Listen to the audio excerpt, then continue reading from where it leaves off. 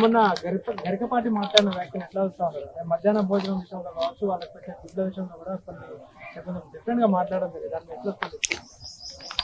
వ్యంగ్యంగా వక్రీకరించి మాట్లాడడం తప్పే. దాన్ని ఎమలం సమర్థిస్తలేం. నేను అడుగుతున్నా ఇవాళ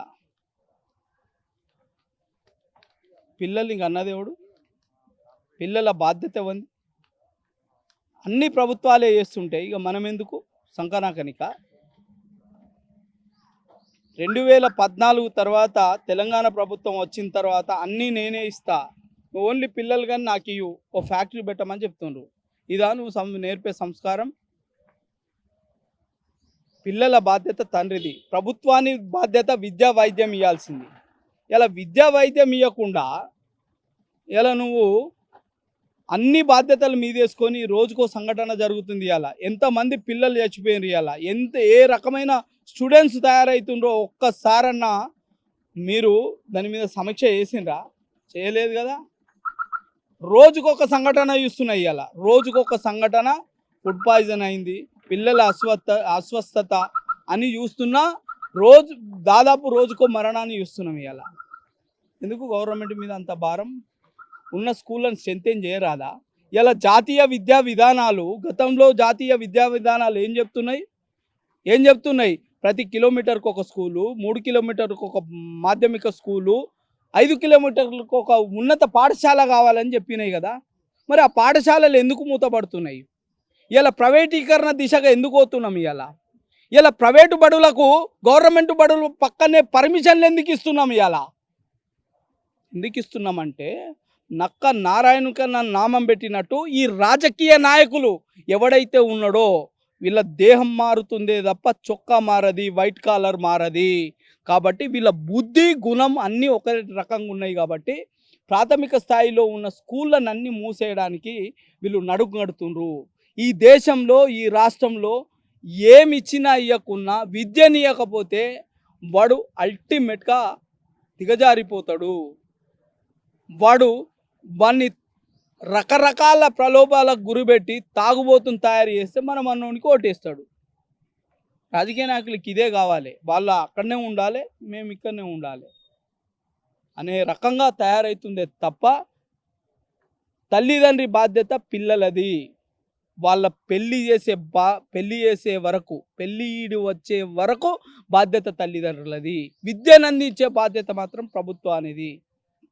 కాబట్టి ఆయన విద్య విషయంలో మాట్లాడిన విషయంలో తప్పు లేదు, కానీ వ్యంగ్యంగా ఏదో కూటికి లేనోళ్ళు, తిండికి లేనోళ్ళు అనే మాటలు మాట్లాడడం అనేది తప్పు. అంటే తెలంగాణ అసెంబ్లీ సమావేశాలు నడుస్తున్నాయి, బడ్జెట్ ప్రవేశపెట్టారు.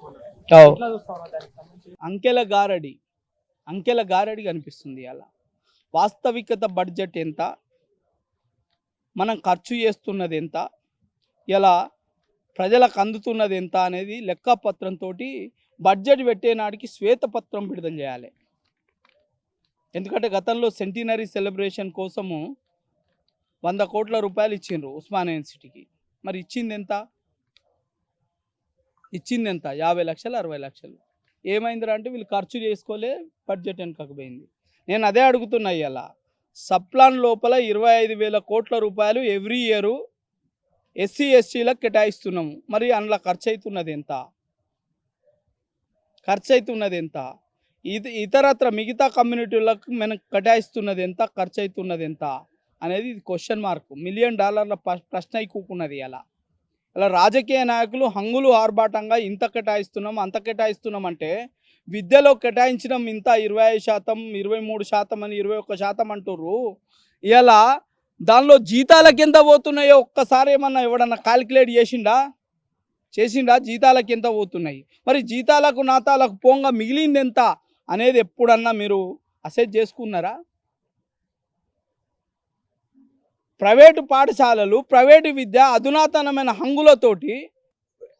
హంగులతోటి వాళ్ళు కొట్టుమిట్టాడుతున్న స్టాఫ్ తోటి నడిపిస్తుంటే అన్ని రకాల టెస్టులు పెట్టి ఇవ్వాలా నిష్ణాతులైన టీచర్లను పెడితే మరి మన పాఠశాలకి ఎందుకు వస్తలేరు?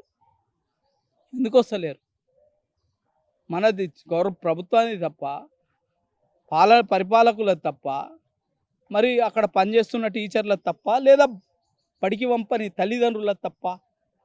ఎవడు చెప్పాలి ఇది? కాబట్టి వ్యవస్థలో ఇంకోటి బీసీ నాయకులారా, మీరు బీసీ నాయకులని చెప్పుకునే కంటే చచ్చిపోండి. మీరు బతికుండే కంటే చచ్చిపోయింది మేలు. ఎందుకంటే 3,000 కోట్లు ముష్టి 3,000 కోట్లు ఇస్తావు. ఎందుకు కడుతుండ్రా బీసీ నాయకులు ట్యాక్సులు? కట్టకుర్రి ప్రభుత్వానికి ట్యాక్సులు. ఏం బిగుతుందో చూద్దాం ప్రభుత్వం, ఏం బిగుతుంది. ఇలా నీవు గట్టే ఇలా అంటున్నారు కదా. ఇలా ఒక నాయకుడిని చూసిన పార్లమెంట్లో పంగనామాలు పెట్టి మాట్లాడుతుండు. పార్లమెంట్లో నేను కట్టేది ఎంత, నాకు ఇచ్చేది ఎంత అని అడిగినావు. మరి బీసీ సామాజిక వర్గం 56% ఉన్నది. వాళ్ళు కట్టేది ఎంత, వాళ్ళకి ఇచ్చేది ఎంత చెప్పాలి కదా నువ్వు. సోయుందా? తాగి మాట్లాడుతుండ్రా, తడిపి మాట్లాడుతుండ్రా? ఏమన్నా అర్థమవుతుందా? ఇలా ప్రభుత్వానికి అర్థం కావాలి. ఇది మీరు పెట్టే అంకాల గారడి మస్తు చూస్తున్నాం. ఇలా మీరు రిక్వెస్ట్ చేస్తుండ్రు, రిక్వెస్ట్ చేయండి. రకరకాల వెనుకబాటు గురైన కులాలని అభివృద్ధి చేయండి, కాదంటలే మేము. కానీ మీరు చెప్పే మాటల గారడికి మాత్రం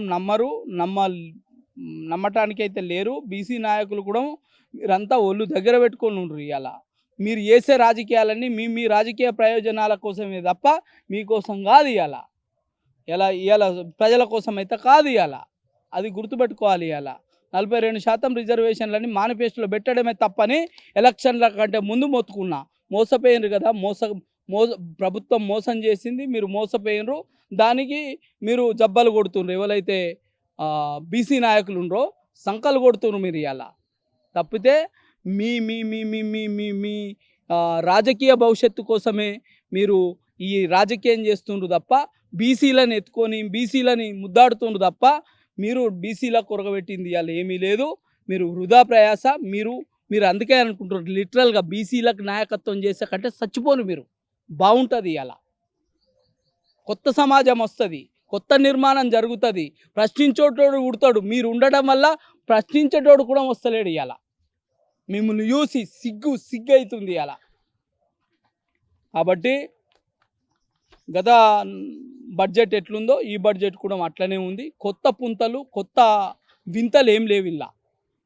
కాబట్టి ఇంకోటి, ఇచ్చిన బడ్జెట్లో ఖర్చు అయ్యేది ఎంత, ఇప్పుడు మీ మీడియా ఉంది కదా, ఇదంతా పోయిన సంవత్సరం అలొకేషన్ చేసింది ఎంత, ఖర్చు అయింది ఎంత, ఈ సంవత్సరం ఇలా బడ్జెట్లో అనౌన్స్ చేసింది ఎంత, ఖర్చు అయ్యేది ఎంత అనేదాన్ని ఇలా ఇదే వేదికగా మళ్ళొచ్చే బడ్జెట్ వరకు మనం డిస్కస్ చేద్దాం.